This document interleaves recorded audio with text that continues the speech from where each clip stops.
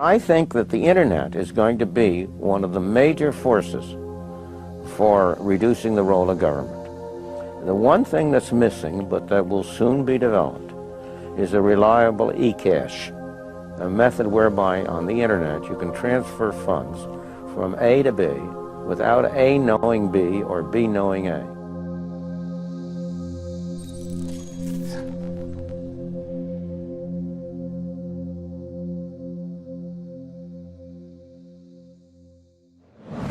What is a Bitcoin? What is Bitcoin? What backs a Bitcoin? You put some of your money, real money, online, and it turns into Bitcoin. I don't even know why we call them coins, except that they call it coins in the name. I think Bitcoin has turned into a massive multiplayer online game where speculators are trying to out-speculate each other. Is it a means of exchange or an asset class? I see you taking my real dollars, and then you give me virtual money in return. Thanksgiving dinner, my grandmother asked me, what the heck is this Bitcoin stuff anyway, right? And I said to her, do you remember when Visa cards first came out? You were used to paying with cash or with a check, and then a Visa came out. It was this weird payment system that you didn't understand. And she said, yeah, I remember that. I said, well, Bitcoin is just the next evolution of another payment system. Bitcoin. By now, you've probably heard of it. The wild fluctuations in its price has gained the attention of the mainstream financial media. But Bitcoin is much more than just your average investment. Beneath all the hype and hysteria lies what could be the most important technology of our lifetimes. So what exactly is it? To fully appreciate the characteristics that make Bitcoin a potentially world-changing technology, we first need to understand what money is.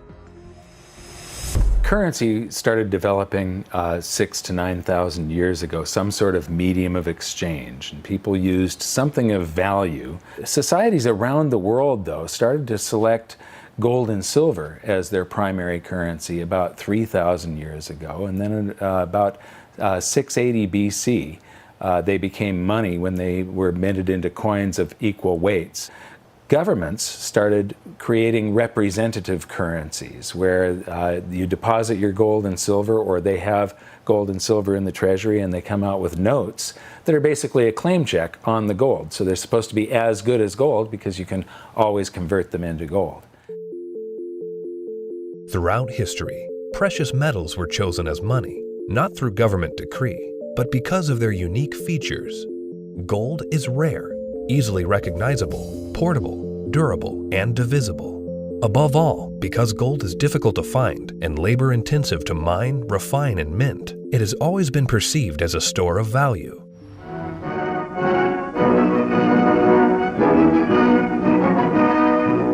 At Bretton Woods, New Hampshire, delegates from 44 allied and associate countries arrived for the opening of the United Nations Monetary and Financial Conference. In modern history, as World War II was coming to an end, in 1944, the Allied nations met at the small town of Bretton Woods, New Hampshire. Here, they drafted a new financial system, which would stabilize the world's financial system once the war ended. With the United States poised to enter a golden age of prosperity, the U.S. dollar was chosen to be the world's reserve currency. The Bretton Woods system was created after the Second World War at the Bretton Woods Conference in New Hampshire. And rather than using gold as the means of exchange between countries, as was the case under the old gold standard, the dollar was going to be used. The dollar was chosen because back then it was as good as gold. Under this new system, the countries of the world would tie their currencies at a fixed rate to the U.S. dollar. And because most of the world's gold was held in U.S. vaults, the U.S. dollar would be backed by gold at a fixed price of $35 per ounce. This created a system where the currencies of the world were effectively backed by gold through the U.S. dollar. I have directed Secretary Connally to suspend temporarily the convertibility of the dollar into gold or other reserve assets. The Bretton Woods system lasted for about 25 years, but in August of 1971, President Richard Nixon called for an emergency press conference where he announced foreign countries would no longer be able to convert their U.S. dollar holdings into gold. This surprise move would come to be known as the Nixon shock.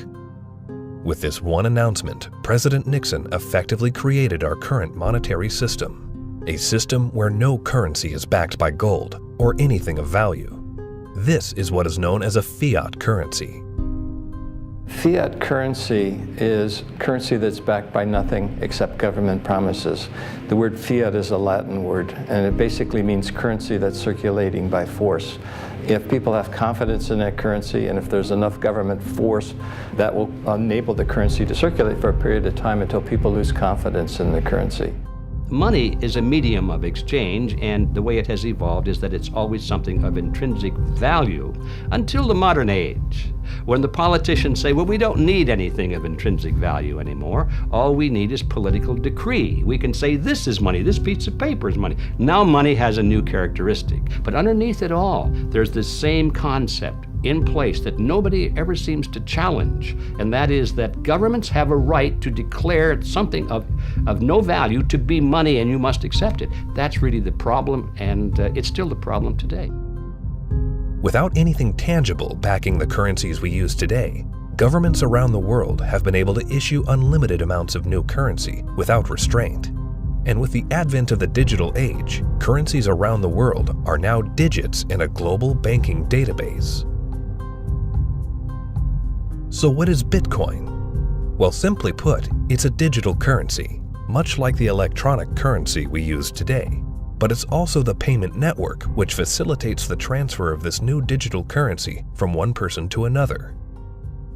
Bitcoin's a new internet protocol that enables the transmission of value over a communications channel. You can think of it like being able to send a gold coin as easily as you send an email. You can send any amount of money to anyone in the world, anytime, can't be seized, can't be confiscated, can't be frozen. Very useful technology. So Bitcoin is a digital currency and it is a payment system. So it's a payment system in the same way that bank networks are, or PayPal. Those are all payment systems. But it's also a currency. So PayPal and banks use the dollar as their currency.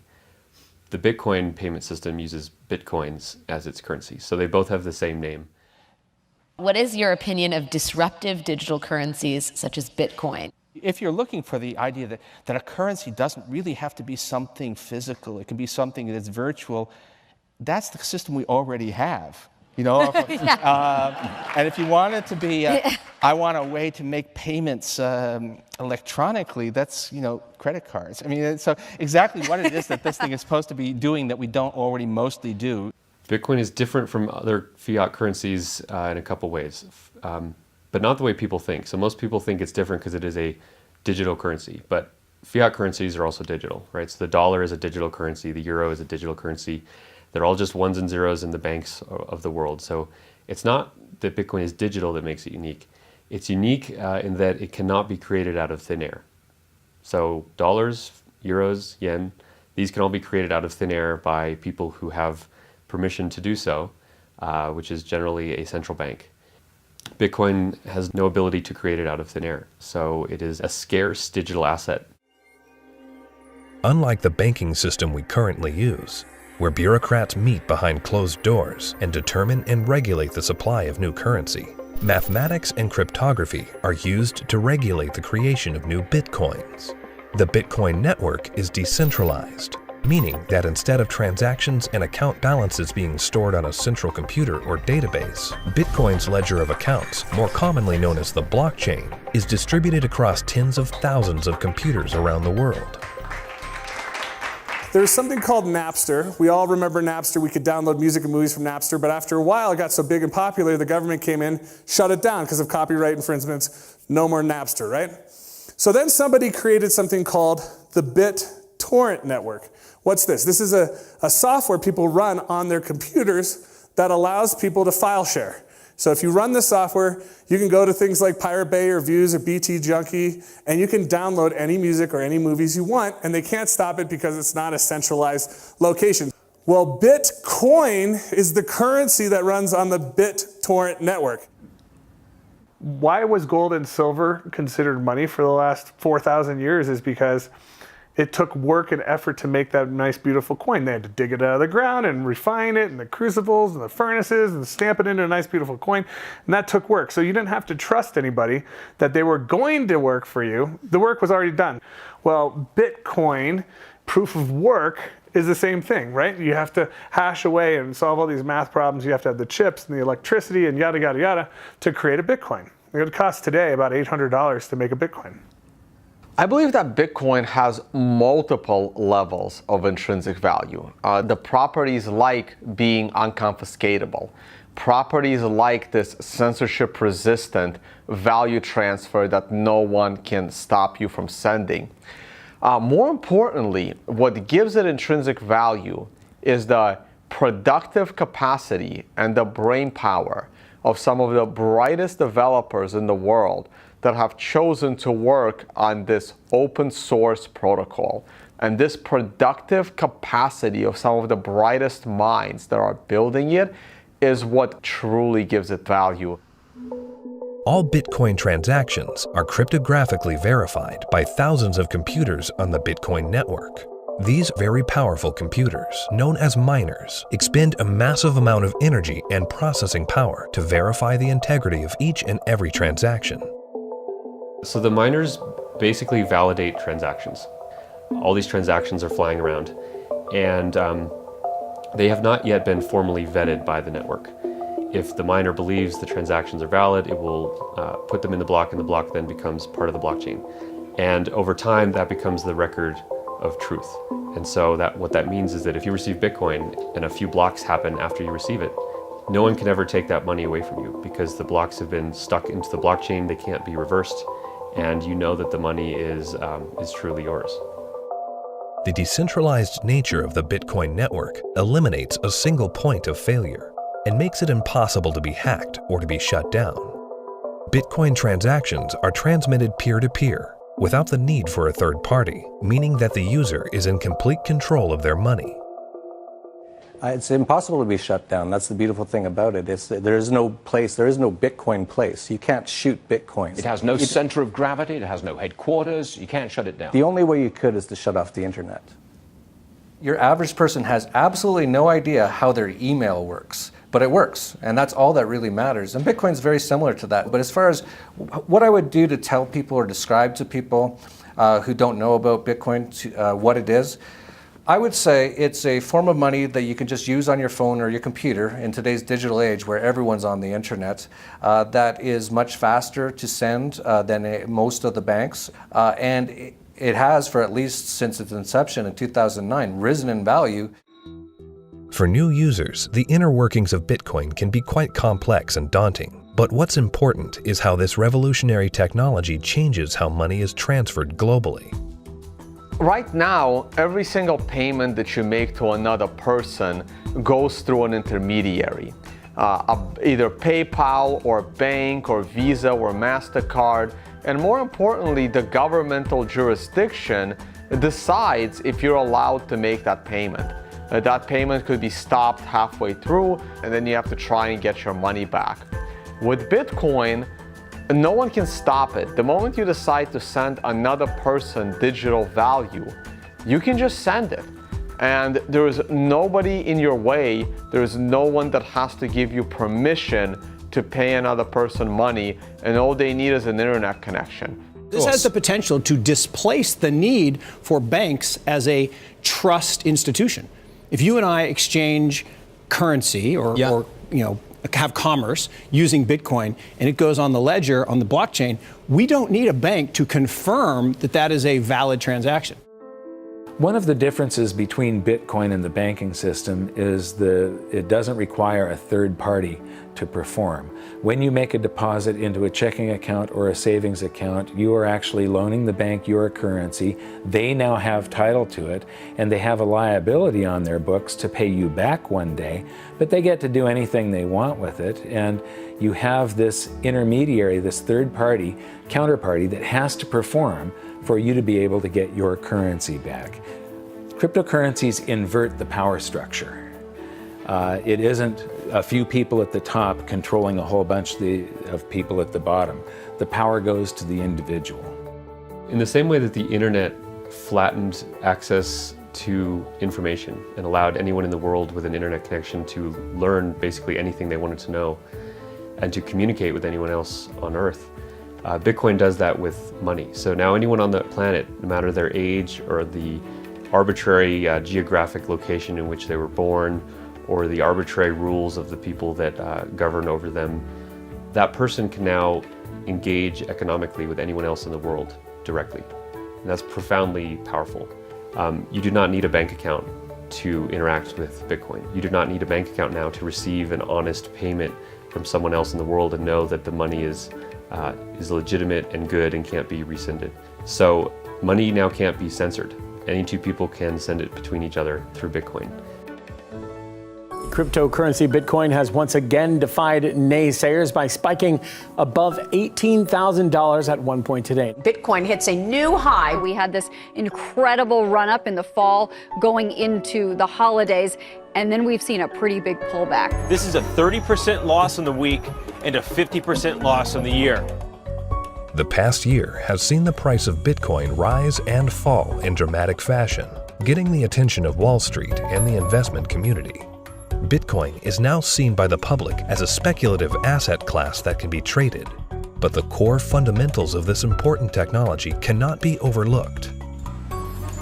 The use of Bitcoin is particularly vital in the developing world, where billions of people are without basic banking services.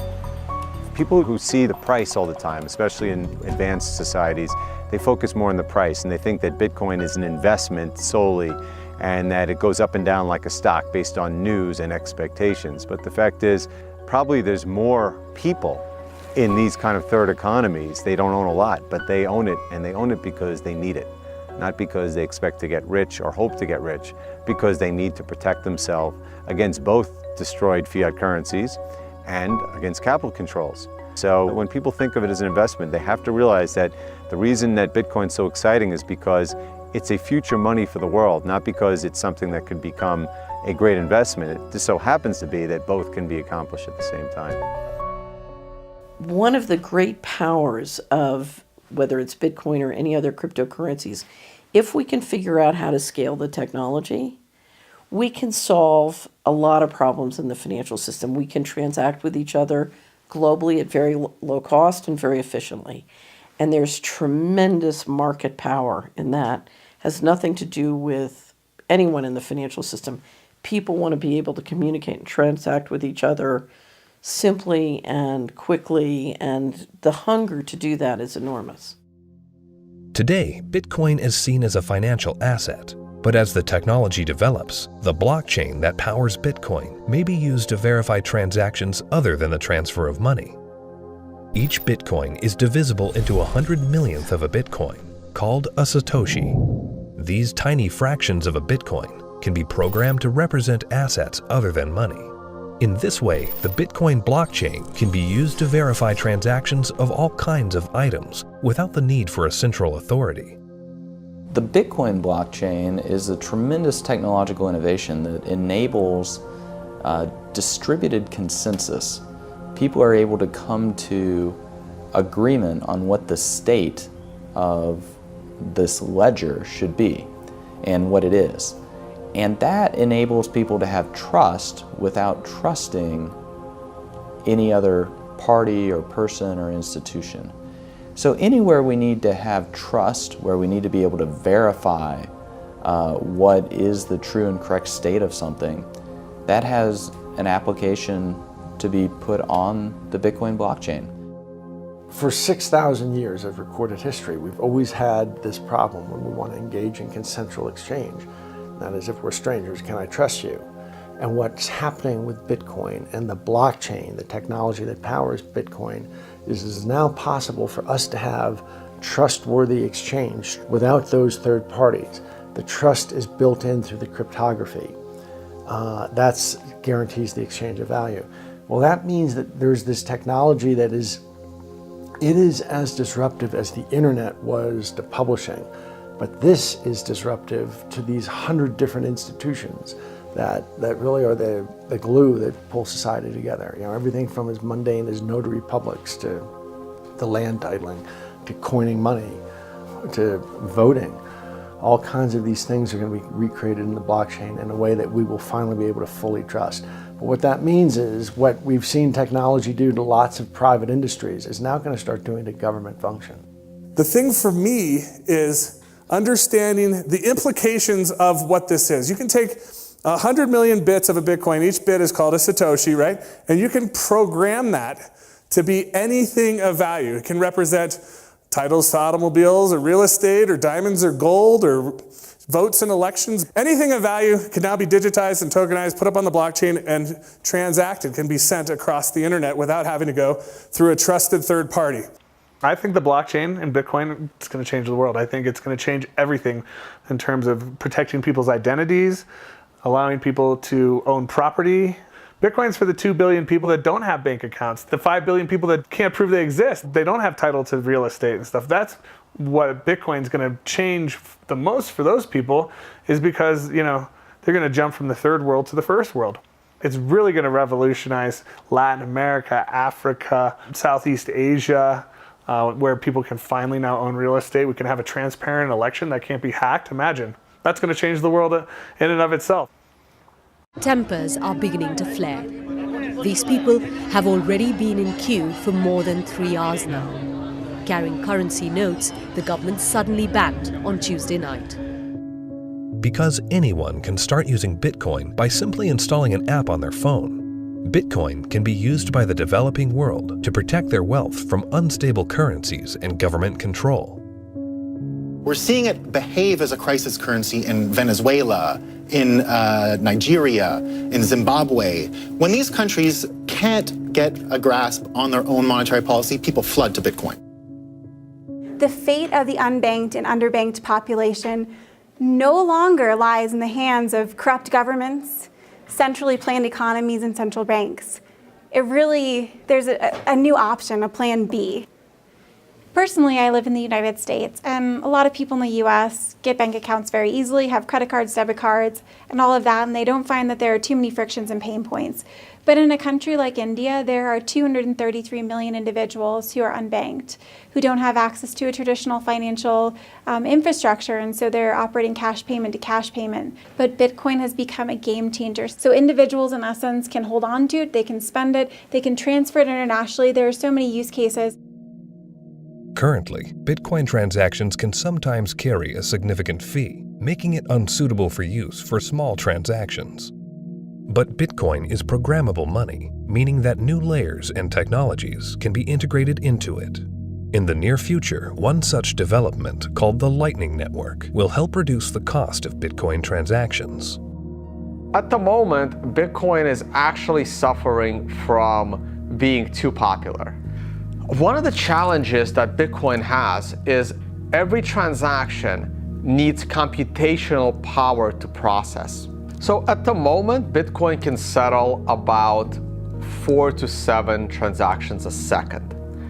And in the future, each of those 4 to 7 transactions a second can contain 1 million transactions within it. And that's what the second layer and Lightning is trying to do. It will just make it so much more efficient and so much cheaper for the average person. The integration of the Lightning Network into the Bitcoin protocol will scale Bitcoin into a fast, cheap, and efficient payment system. Once implemented, this will have enormous implications for the developing world. One of the stumbling blocks to doing international business is the payment system. And to be honest, if you're taking credit cards from some countries, those countries are so associated with fraud that your rates on all credit cards you take just become astronomical, and it becomes prohibitive. Something like 33% of the credit card transactions coming out of Africa are fraudulent. So nobody wants to take business from Africa. It's just too risky. With Bitcoin, you know the funds are good. So as a merchant, yeah, pay with Bitcoin. I'll sell anything you want, that's legal to Africa. That has tremendous implications, to be able to get access to these types of products and services so seamlessly. And then they're able to start having property rights. And property rights is really what's going to help lift them up out of poverty. Closer to home, in today's digital world, governments have started to phase out cash, replacing it with digital currency. In this environment where concerns over personal privacy are very real, Bitcoin provides monetary sovereignty outside the control of government policy. When you have a situation where the government is trying to control, they don't want people to have the means of hiding anything from them. Not just from a tax standpoint, they want to know what everyone's doing in Big Brother fashion. So, the way that I look at Bitcoin is it's the ultimate monetary weapon that the people have never had in history. Every government in the world wants to go cashless. One of the reasons is that in a cashless society, you are not able to exit the banking system. When people panic, they run to the ATM machines, they run to the bank and they withdraw money. The other thing is the governments are starting to run out of money, and governments don't build anything. They just use other people's money. So they are treating everyone as a tax evader. I believe the main reason why Bitcoin is so popular and important is not because of its finite supply and being gold. It's because of anti-money laundering laws preventing people from doing what they want with their money. One of the main functions of government is to create currency. And Bitcoin is successful only because of its potential for circumvention, lack of oversight. So it seems to me it ought to be outlawed. It doesn't serve any socially useful function. As to whether or not Bitcoin is illegal or should be seen to be illegal, cash has been used for a whole heck of a lot more illegal things than Bitcoin has through the years, and still is today. Cash is untraceable.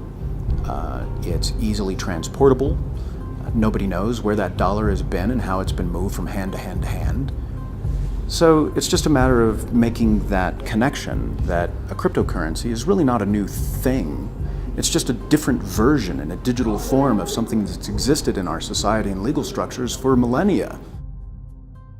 Bitcoin is shifting the paradigm and challenging the legacy financial system. Recently, Jamie Dimon, chairman and CEO of JP Morgan Chase, America's largest bank, was quoted calling Bitcoin a fraud. Why is Bitcoin a fraud? Here's the reason. Governments, the first thing they do is form a currency. They like to control the currency. They control it through a central bank. They also like to know who has it, where it is, where it's going. Wait until someone gets hurt. Wait until it's used for illicit purposes, which it is somewhat used for illicit purposes. They close it down. You got people like Jamie Dimon, a serious guy, calling it a fraud. Calling a fraud? You mean like there was hundreds of billions of dollars of securities that Jamie Dimon sold the public a decade ago called mortgage-backed securities? He's calling Bitcoin a fraud? Is that going to go to zero like his securities that he sold the public?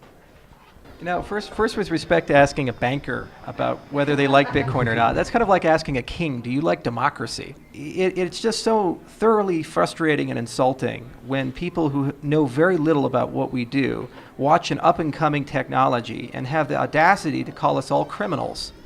We're not the criminals here. The whole damn reason this ecosystem exists is because they're the criminals. And it doesn't really matter at this point what he thinks. The genie's out of the bottle. Somebody in this room or somebody at this conference or somebody around the world is going to solve the problem of decentralized lending and value-stable currencies and decentralized exchange. And within 5 to 10 years, banks will become less and less relevant, just like landline telephones are becoming less and less relevant. And we're going to wake up one day and we're going to be in charge of our own money. And Jamie Dimon, in retirement, can watch the world as it is, not the world as he would like it to be. The Bitcoin blockchain is built on decentralized consensus outside the control of a central party. However, with the hype in the rise of cryptocurrencies such as Bitcoin, both central banks and commercial banks have started to develop their own digital currencies under the guise of what they call blockchain technology. My big fear is that what is going to happen is blockchain technology will be adopted by governments, and fiat national currencies will be run on blockchain technologies, and the whole monetary system globally will eventually become cashless. And at that point, if it's centralized and there's an entity that runs the blockchain, they can lock you out of it if they don't like what you're doing, and they can trace everything that you do. Every transaction, everywhere you go, will be recorded. And so, you know, if we're not careful, this has the ability to enslave us or free us. I think blockchain or any kind of open ledger distributive database will have a tremendous impact on our world. My fear is that, and this is used to centralize, digital technology gives a banker the ability to put a chip in you, to tax you whenever they want, to interface with a money system with you physically, and to perfect the collateral. So I love the innovation, and the question for all of us is, how can we innovate and make the financial system more efficient and do it in a way at the same time where we distribute the power lines in the political system? The blockchain is a technology, which is a good technology. We actually use it. It will be used for a lot of different things. God bless the blockchain.